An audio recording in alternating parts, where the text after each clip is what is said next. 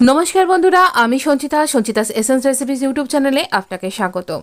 আমাদের ভারতে যে সমস্ত বিখ্যাত মিষ্টিগুলো আছে তার মধ্যে একদম অন্যতম হচ্ছে রসমালাই। আর এই রকম গরমের দাবদাহে আপনি যখন খুবই অতিষ্ঠ তখন যদি এরকম ঠান্ডা ঠান্ডা এইরকম কুল রসমালাই হয়ে যায়, বেশ ভালো হয় না? আমি সমস্ত টিপস আর ট্রিক্স আপনার সাথে শেয়ার করব এই রেসিপির মধ্যে, যাতে আপনি পুরো ভিডিওটা ওয়াচ করার পর নিজেই তৈরি করতে পারবেন এত সুন্দর রসমালাই। আর সেই সাথে আপনি নিজেও তৃপ্ত হবেন, পরিতৃপ্ত করতে পারবেন আপনার বাড়ির সকলকে, আত্মীয় বন্ধু সকলকে। সবাই কিন্তু খেয়ে একটা কথাই বলবেন, বাহ বাহ বাহ বাহ। তাহলে চলুন এত সুন্দর রসমালাই সহজে শিখে নিই। আমরা দুধটা 1 লিটার দুধকে এখানে জাল দিয়েছি, জাল দিয়ে অফ করে দিয়েছি ফ্লেমটা, আর 2-3 মিনিট আমরা রেখে দিয়েছি। তারপর ভিনিগার আর জল সমান পরিমাণে মিশিয়ে একটু একটু করে ঢালছি আর একটু একটু করে হাতা দিয়ে নেড়ে নিচ্ছি, যতক্ষণ পর্যন্ত না আমার এই দুধটা কেটে একদম গ্রিন ওয়াটারটা বেরিয়ে আসছে ততক্ষণ পর্যন্ত। আমার ছানা কাটানোর ডান। এতটা ভিনিগারের জল আমার বেঁচে গেছে, এটা আবার অন্য কাজে লাগাবো, আবার ছানা তৈরি কাজেও লাগানো যাবে। এবার ঠান্ডা জল দিয়ে এর কুকিং প্রসেসকে আমরা অফ করে দেব। এবারে আমরা এটা ঢাকা চাপা দিয়ে রাখবো। এখানে নিয়েছি একটা বড় পাত্র, বড় একটা ডেচকি, তাতে 1 বাটি চিনি দিলাম। মনে করুন এটা 250 গ্রাম বা 200 গ্রাম। এবারে এই বাটিতেই মাপ নিয়ে আমি আরও 3 বাটি জল দেব। এখানে আমরা তৈরি করছি রসমালাইয়ের জন্য, রসগোল্লাটা তৈরি করবার জন্য রসটা। এবার এখানে যা যা কিছু দিচ্ছি আপনি স্ক্রিনে দেখতে থাকুন। ছোট এলাচও দেবো আমি এখানে।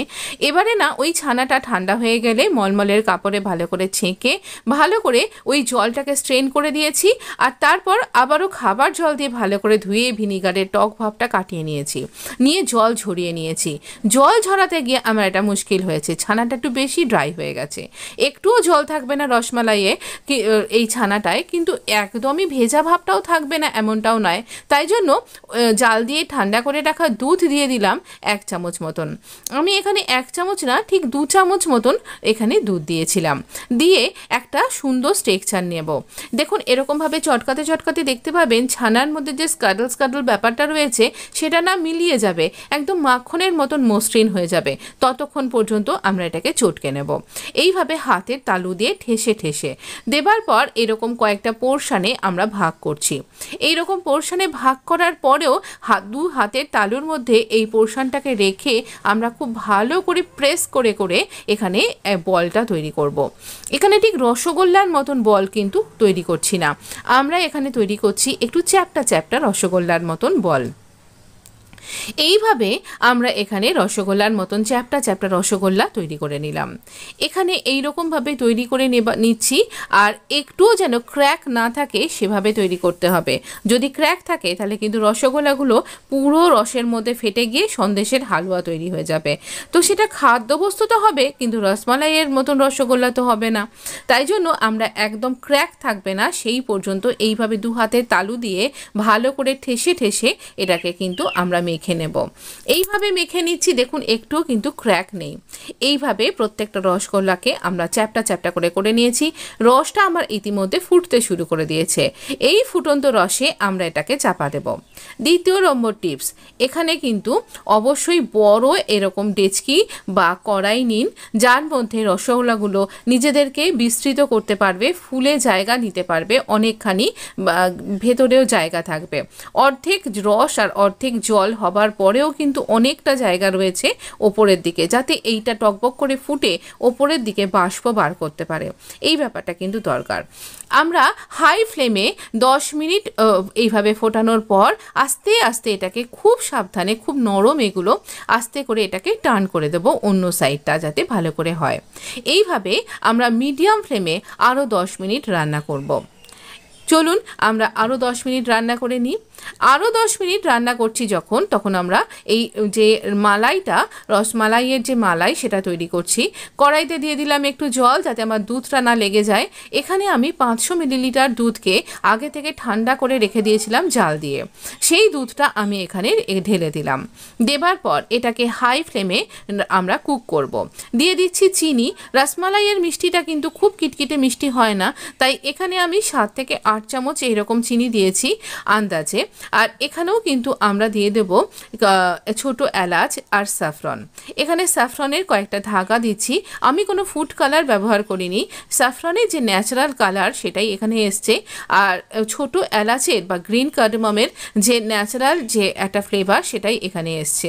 এটা টকবক করে ফোটা পর্যন্ত আমরা এইভাবে সমানে নাড়বো, আর তলাটা স্ক্র্যাপ করে করে নাড়বো যাতে এটা না লেগে যায়। এবার রসগোল্লাটা দেখি, চলুন দেখে নিই রসগোল্লাটা। একটা এরকম মসৃণ হাতা নিন, নিয়ে এটাকে চলুন একটুখানি স্লো মোশনে দেখুন, আপনার স্ক্রিনটাকে একটু জুম করে দেখুন, দেখুন কতখানি স্পঞ্জ হয়েছে রসগোল্লাটার মধ্যে। আমি চাপ দিচ্ছি ও ঠেলে আবার আগের মতন শেপ নিয়ে নিচ্ছে। তো আমাদের রসগোল্লার ডান ফ্লেমটা অফ করে দিন। একটা জল নিয়েছি 1 বাটি, পরিষ্কার খাবার জল। এই জলের মধ্যে রসগোল্লাগুলো রস থেকে এইভাবে একটু গায়ে ঠেকিয়ে যেভাবে আমরা তেল ঝরাই সেভাবে ঝরিয়ে রসটা এই বাটির মধ্যে ঢেলে দেব। এইভাবে সমস্ত রসগোল্লাগুলোকে, মানে চ্যাপ্টা রসগোল্লাও এই মুহূর্তে আপনি বলতেই পারেন, তো এগুলোকে আমি এর মধ্যে দিয়ে দিচ্ছি। দেবার পরে আমরা এখানে এই রসটা, মানে এই যে এই যে রসটা তৈরি হলো, এটা দিয়ে আপনি আবারও রসগোল্লা তৈরি করতে পারবেন, আবারও চিলা তৈরি করতে পারবেন, সুইট চিলা, আর অন্য অনেক কাজে লাগবে। কিন্তু এবার রান্নাতেও ব্যবহার করা যাবে। আমাদের এই যে রসমালাইয়ের যে মালাইটা সেটা কিন্তু মোটামুটি ডান। এটা খুব যে একদম থিক মালাই হবে এমন নয়, আবার একদম মালাই থাকবেই না এমন নয়। মোটামুটি 500 মিলিলিটার দুধ যখন 250 মিলিলিটারের কাছে পৌঁছে যাবে তার মানে আমার মালাইটা ডান। আর এবারে দেখুন আমরা এই রসগোল্লাগুলোকে জল থেকে তুলে, মানে এর রসটা এবার ধুয়ে গেছে, এবার এটাকে আমরা একটা স্ট্রেনার নিয়েছি বড়, তার মধ্যে এটাকে তুললাম হাতা দিয়ে সাবধানে সাবধানে যেন ভেঙে না যায়। খুবই নরম এগুলো, একদম তুলতুলে। এইভাবে তোলার পরে আমি দেখুন হাতাটা নিয়েছি একটু গোল বড় সাইজের, যাতে এটা ভালোভাবে তুলতে আর নিতে সুবিধা হয়।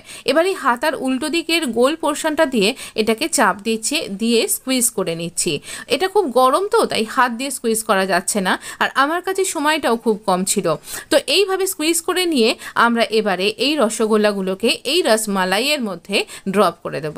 দেবার পর আমরা 12 থেকে 15 মিনিট মতন রান্না করব হাই ফ্লেমে, যাতে করে এই রসমালাইয়ের সমস্ত রস আর এই ফ্লেভারটা এই রসগোল্লাটা অ্যাবজর্ব করে নিতে পারে। তাহলে ওই রসটা তৈরি হলো রসগোল্লা তৈরি করবার জন্য, আর এই রসমালাইটা আমাদের রসমালাইয়ের জন্য তৈরি হয়েছে। যদিও ডাইরেক্ট রসমালাইয়ের মধ্যে কি করে আপনি তৈরি করতে পারবেন রসমালাই, তাও কিন্তু আমার চ্যানেলে আছে। দুরকমভাবেই কিন্তু রসমালাই তৈরি হয়, এটা অন্যতম প্রসেস, এটাই অথেন্টিক প্রসেস। আর আমি যেটা দেখাই ওটাও আরেক রকম প্রসেস, একটু ফাঁকিবাজি প্রসেস। ওটা আঙ্গুরি রসমালাই, আর এই রকম রসমালাইও আমি এর আগে দেখিয়েছি আমার চ্যানেলে। মিষ্টি যে প্লেলিস্টটা আছে, সুইট প্লেলিস্ট, একবার দেখতে পারেন।